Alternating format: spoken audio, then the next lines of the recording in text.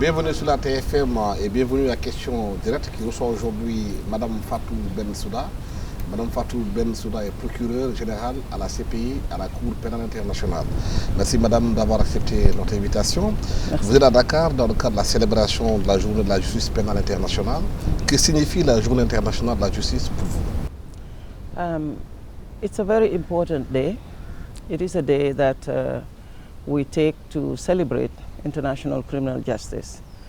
The international criminal justice, I believe, it's a very important issue that really ensures that there is justice, especially for these atrocity crimes, such as war crimes, crimes against humanity, and genocide. And because for some of those crimes, it is not possible, or it becomes very difficult for national jurisdictions to try the crimes themselves, because it usually goes to those persons who bear the greatest responsibility, and sometimes those persons are occupying very high positions of influence. It is very difficult to bring them to justice at the national level. And this is why international criminal justice is useful in ensuring that those people who ordinarily would not be brought to justice at the national level is done so at the international level. But I think it is also important to say that where there is always an ability and a willingness at the national system to try these people, these most responsible persons, the primary responsibility always remains with the state. It's not at the international level. And also we feel that international criminal justice is a way of encouraging the national jurisdictions to be able to try those cases first, instead of it going to the international level. But what is clear, and especially with, let's say, the establishment of the International Criminal Court, it is important to show that this is a permanent institution. This is an institution that is a court of last resort. It's not a court of first instance. It is a court that encourages jurisdictions, domestic jurisdictions, to try these cases, and if they do not, they are part of a system where this court, the ICC, will be able to try those bearing the greatest responsibility for this crime. So the idea at the international level has always been there should not be impunity for these atrocity crimes, crimes that are committed on a mass scale, mass murders, mass killings, sexual violence, rape. So this is we are trying to ensure at the international level that this takes place. And one has to also remember that this has not just started with the International Criminal Court. It has started with ad hoc tribunals that the United Nations had decided to put in place, such as the International Criminal Tribunal for Rwanda, the International Criminal Tribunal for the former Yugoslavia. We have also seen long ago the Nuremberg trials, and we have seen the Special Court of Sierra Leone. All these have been efforts made to ensure that atrocity crimes are tried and that they are punished, and those who commit them are brought to justice. So it's a very important day. It's an important day to recognize that international criminal justice is useful to ensure that there is justice, but it's also useful to ensure that there is accountability for these crimes. And I believe that it is important for the international community to celebrate this International Criminal Justice Day. In 2010, in Uganda, there was the Conference of Kampala. We call it the Kampala Review Conference. It was at that conference, which was mainly reviewing the ICC Rome Statute, it was at that conference that it was decided that the 17th of July should be made an International Criminal Day to remind people that there is always the efforts and attempts to bring justice, and also to remind people of the importance of having this day and celebrating this day. Avez-vous un message particulier à lancer à l'occasion de cette journée? Yes, firstly I want to say that because of the importance of this day, because of ensuring that there is justice for the victims of war crimes, crimes against humanity, genocide, crimes that have been committed on a mass scale, we as an international community should try to encourage, should try to support. At the moment, we have the International Criminal Court. It's not an ad hoc tribunal. It's not a court that has been set up by the United Nations. It is a court that states, domestic jurisdiction, states themselves have decided to ratify the Rome Statute after it was adopted in 1998, to ratify the Rome Statute and to create this court. So at the moment, we have 124 states that are part of the International Criminal Court. And amongst those 124 states, particularly in Africa, you have 34 states that have also ratified the Rome Statute. So for me, it is really a system that has been put in place by the international community, or at least by the states who have ratified the Rome Statute. And that system is that ICC should be supported in doing its work.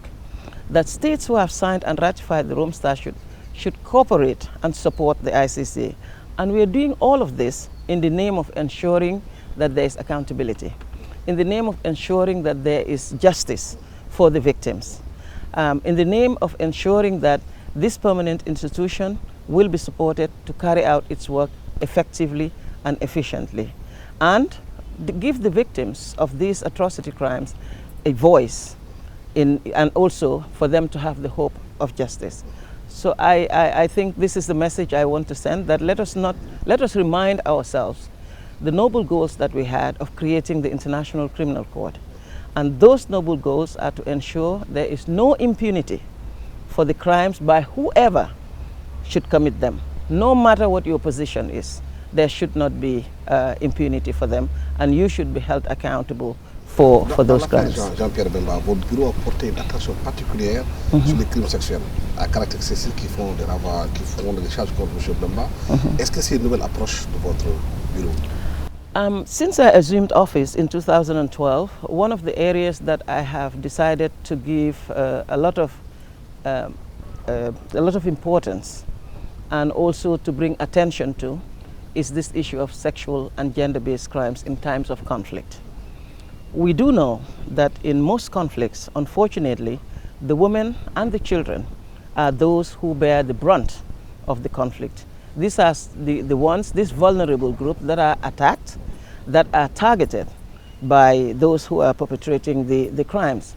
And even though a lot has been said already, maybe a lot has been done already, but I think it is always not enough to show that these crimes, which we know that it's taking like normal, when there is conflict, women should be raped. When there is conflict, these crimes can be committed and nothing should happen. I want to really draw emphasis to this, that this is not how it should be. That these crimes, when they are perpetrated in times of conflict, they should be addressed. That those who committed the crimes should be held accountable. And I have this policy in my office, which I took out in 2014, just to show that my office is going to handle this issue of sexual and gender-based crimes with all seriousness, and that the attention that it deserves to be given, we will give it to it, and that we will ensure that those who are perpetrating the crimes will know that this is not business as usual. It's a serious crimes, and we will investigate and prosecute it wherever we have jurisdiction. The case of Jean-Pierre Bemba is particularly important in this regard. This is one of the cases where we have noted that the incidents of sexual crimes, in fact, outnumber the incidents of killings. So it was like business as usual, but this is not acceptable.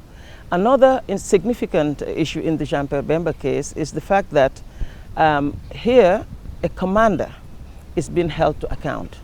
It does not mean that Mr. Bemba himself was committing the crimes on the ground, but he had command over the troops that were committing the crimes.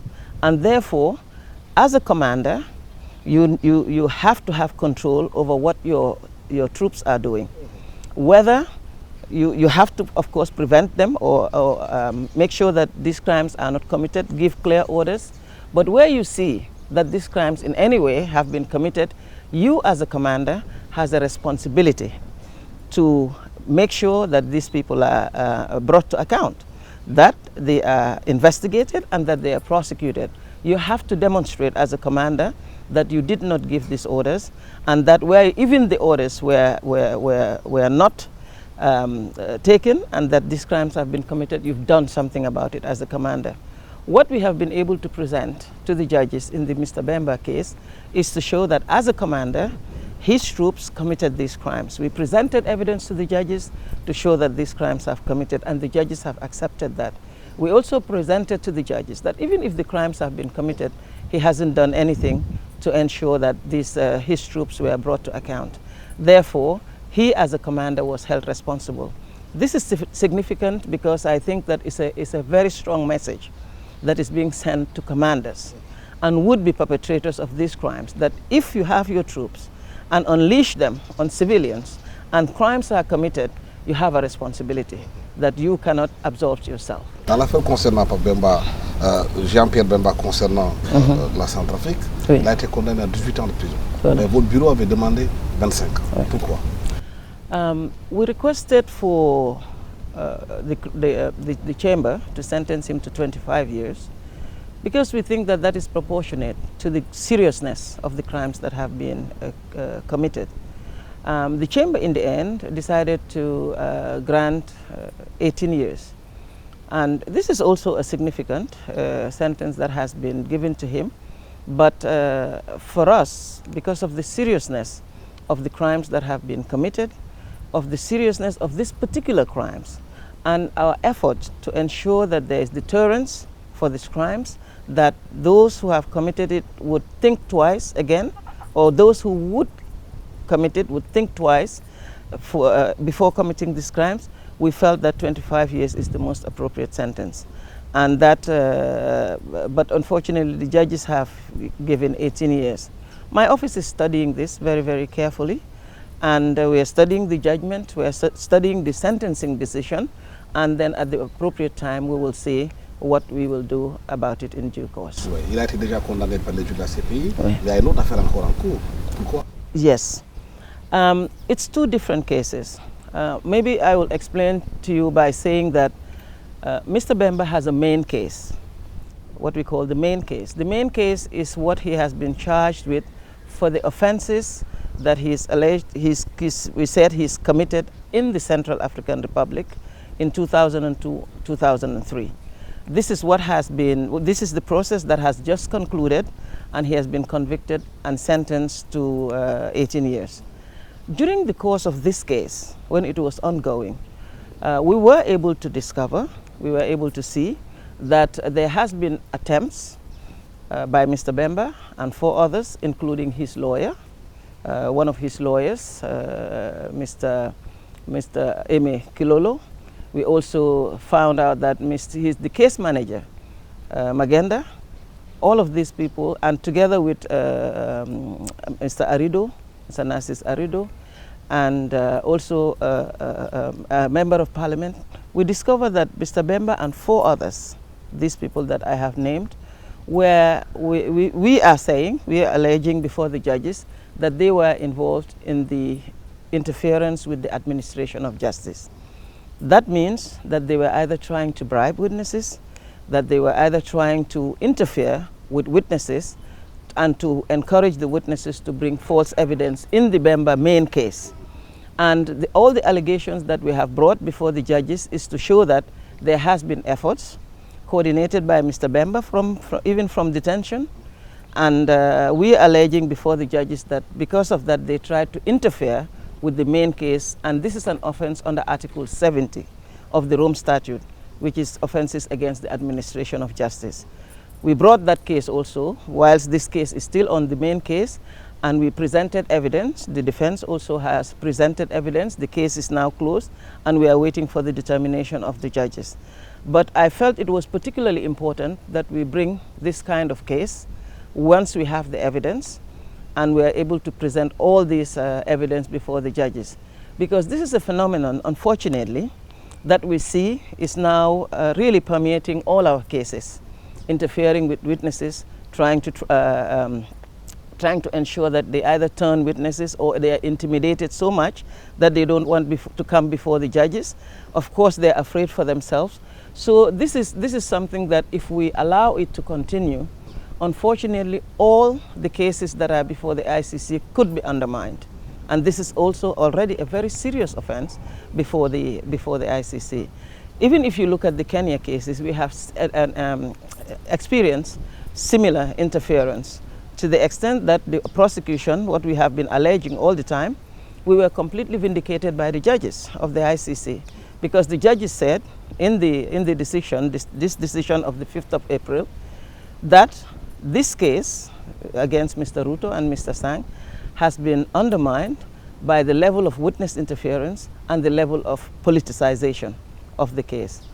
And unfortunately, this has caused my office to lose a lot of evidence, to not have the opportunity to present all the evidence that we should have presented before the judges to prove the case.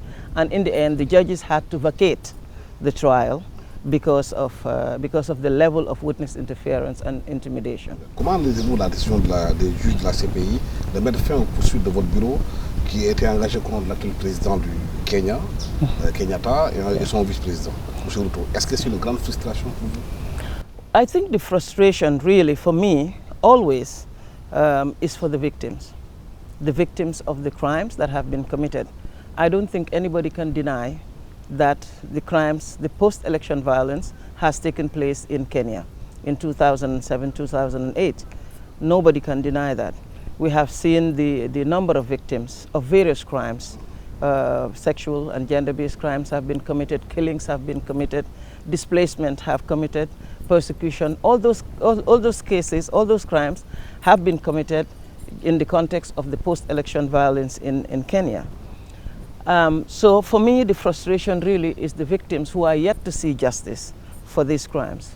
My office has made all the efforts that we could to ensure that there is justice for these victims.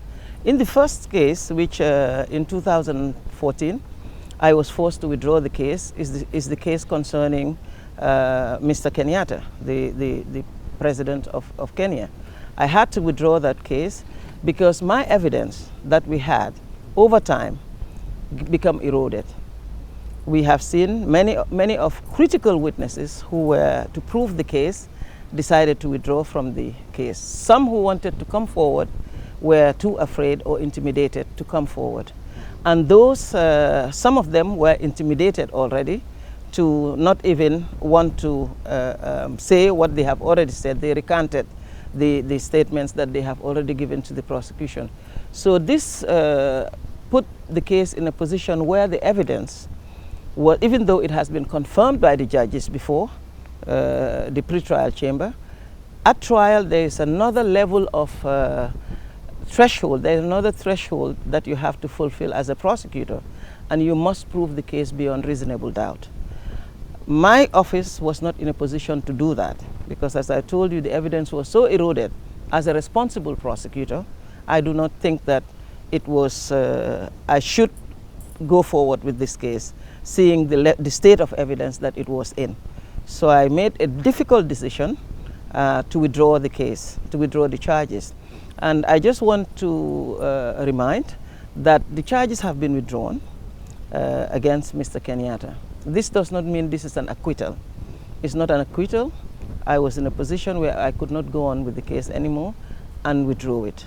And I withdrew it without prejudice, which means that if there is other evidence that I can rely on, same evidence or similar evidence that I have, that will definitely satisfy the threshold of proving the case beyond reasonable doubt, my office has this prerogative of bringing the case back. Au Mali, le 22 août prochain va commencer l'affaire Ahmed Al-Faki Al-Mahdi. Quelle est l'importance que revêt ce procès pour votre bureau? The issue of destruction of buildings that are dedicated to culture or to religion is, and the destruction of those buildings is also a war crime. It is a very serious offense that we know, even though it is being committed more even these days than not. I took the decision as prosecutor, and knowing that first, Mali is a state party to the Rome Statute. Mali has referred the situation in Mali, the government of Mali has referred the situation to the ICC, and seeing the seriousness of these crimes that have been committed, I decided that we really need to also bring another focus and attention to the destruction of these very historic buildings. As you know, I mean, these buildings, they are an irreplaceable embodiment of the history of a people. And it is not that it's only important for Mali as a country. I believe it is important for the whole region, the African region. I think it's important for the whole world that these very important buildings that you have should not be destroyed. It carries with it hundreds of years of history. It carries with it the identity, actually, of a people, of humanity, that is destroyed. In one go, it is destroyed. And we have investigated into that situation, Timbuktu, the destruction of the buildings in Timbuktu, and charged Ahmed Al-Mahdi Al-Faki, who was transferred to the court. And this is a situation where Al-Mahdi himself has decided to plead guilty to the charges and to accept that what we are accusing of, he actually was part of it, the destruction. And the case, as I said, is already in court, and the trial is going to start in August, because the responsibility of also proving the case is still with my office. You cannot just accuse somebody. You have to go to also prove that he actually committed the crimes. Est-ce que votre enquête au Mali finit-elle avec ce procès, ou bien il y a d'autres charges contre d'autres suspects? Our investigations in Mali continues. This is, of course, the first case, but this is not going to be the only case. In the case of Mr. Al-Mahdi, we have concentrated on Timbuktu and the destruction of these buildings. It doesn't mean that other crimes that have been committed in other parts of Mali will not be looked at. Our investigations are ongoing, and we are also looking into the level of criminality that has taken place within the context of that conflict. And as I said, this is the first case we've brought. It will not be the only case, and it is not the last case. À côté du Mali, il y a aussi de la Guinée-Conakry avec les massacres du 28 septembre 2009.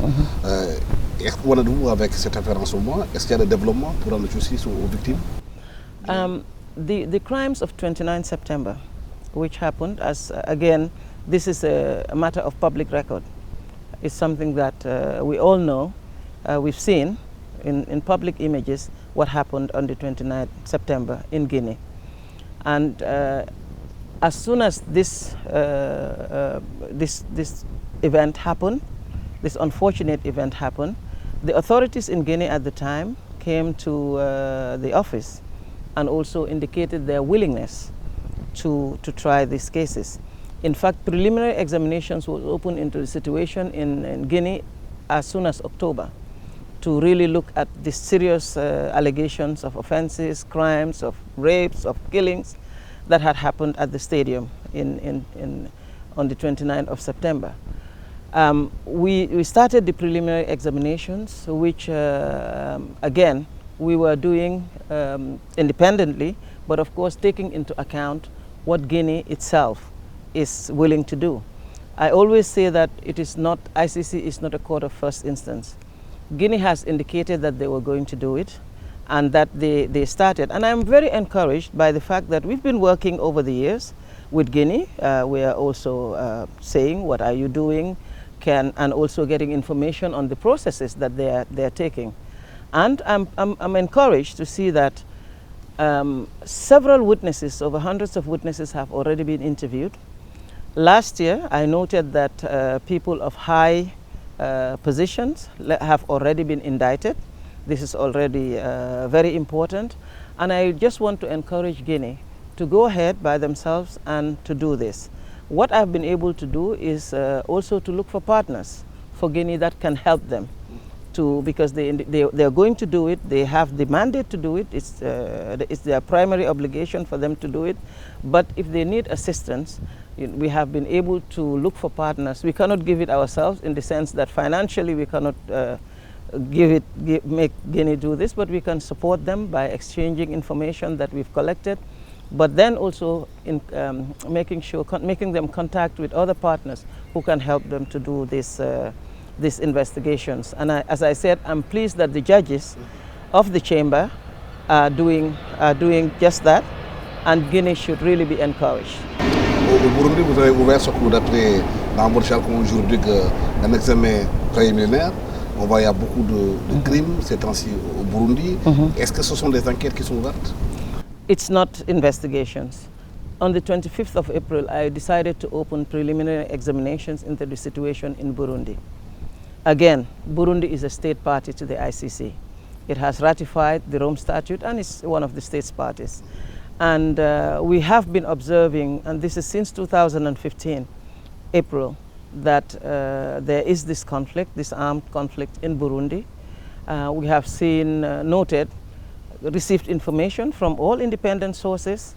We've received information that, including open source information, to see that really there are crimes that fall within ICC jurisdiction that have been committed or are being committed or continue to be committed in Burundi, such as also killings. We have noted displacement. We have also noted pillaging. We have noted instances of persecution. We've noted many crimes that are ICC crimes that have been are being committed or have been committed. And because Guinea is a state party, it is always the because Burundi is a state party, it's always the responsibility of Burundi to ensure that those who are committing these crimes are brought to account and that they should face justice. And we have also noted that as also, again, my duty and my responsibility, I cannot turn my back to Guinea in view of the fact that now what we have seen in Burundi, what we have seen, at least what we have noted, at least 430 people have been killed since 2015. We have also noted over 200,000 people have been displaced. We've noted really serious crimes that are being committed in Burundi, I'm sorry. So my responsibility as a prosecutor is to open these preliminary examinations, to carefully study what is going on in Burundi and to see what are the next steps to take. And coming to your question particularly, a preliminary examination is not investigations. A preliminary examination is a phase which we have under the Rome Statute where you receive information, and this information can come from any source. It doesn't have to be from the opposition or the government. Anywhere, it can come from civil society, anywhere who's observing what is happening in Guinea, in Burundi. They can provide that information to my office, and I have an analysis section that has to analyze these alleged crimes that are happening in Burundi. It is at the end of that analysis, which is the preliminary examination, that informs my determination whether to open investigation or not. And before I open investigation, I have to make sure that these crimes that are ICC crimes have been committed in Burundi. That the crimes are grave enough to warrant the intervention of the ICC. That it is not against the interest of justice to look into the Burundi crimes that are happening in Burundi. And finally, to make a determination on admissibility. And what is admissibility? Is to ensure that the authorities of Burundi, even though they are aware of the crimes, they are not doing anything to address it. If they are doing something to address it in Burundi, the crimes, of course, ICC will always stop to give them that opportunity, because as I continue to repeat that it's not a court of first instance, it's a court of last resort. So always they have the responsibility. But if we observe that despite the allegations of all these serious crimes that are being committed, allegedly being committed in Burundi, nothing is being done, then ICC will use the mandate that these states have given it to now intervene in the situation and open investigations. Ici en Afrique, les cours africaines extraordinaires ont condamné le président Général à perpétuité. Vous, en tant que procureur, quelle est votre réaction? It's a good thing. I believe it's a good thing that finally, after more than 25 years, the victims of these crimes who have been struggling for so many years to bring this case to account, I mean, confronting all sorts of obstacles along the way and making sure but determining that there should be justice for these crimes, finally, justice was done. At the end of May, I think 30th of May, the court, the special chambers, African special chambers, decided to find and found Mr. Habry guilty, and he was convicted of these crimes. And I believe, I always say that the efforts of the African Union, the efforts of the Senegalese government and their partners outside should be commended that this trial has taken place. I believe that this kind of trial should be replicated across Africa, because it is now saying that impunity will no longer be tolerated. This is what we as Africans and beyond, this is what we should be concerned about, that people who commit these crimes are brought to justice. And however long it takes, I believe it has sent a very strong signal that however long it takes, those who perpetrate these crimes will eventually be brought to justice. Okay, I do agree that there will be an appeal. In fact, the defense have indicated that there is an appeal, there is going to be an appeal, but still, it has sent a very strong signal that these crimes, whenever they are committed, those who perpetrate them should not think that because of the lapse of time, they will no longer be held accountable. It's a strong message. For the ICC, of course, we have also supported the process, even though it is not in the open, but we have worked with some of with the judges. We have worked with the chamber even before this chamber was established. Because ICC, for people were saying that, why did ICC not take it? No, because we do not have jurisdiction. These crimes happened before ICC was established. So we don't have jurisdiction at all. It happened before 2002, that is when ICC came into existence. But still, the message that it has shown is it can be done. If there is will, if there is willingness, if there is determination to ensure that these crimes will be addressed, it can be done. And that's the message that has been sent with the Habry trial. Aujourd'hui, tous les yeux sont focalisés sur le Sud-Soudan. Certains même ont peur qu'une guerre civile éclate là-bas. Il y a eu déjà beaucoup de morts. Est-ce que la CPI s'intéresse un peu à ce qui se passe au Soudan? Interested in the sense that our court is one that should try this kind of crimes. That's what it was set up for, the war crimes. Unfortunately, the South Sudan is not a state party to the Rome Statute. It hasn't ratified the Rome Statute. It's not part of the system, and therefore, we don't have any jurisdiction to go to South Sudan.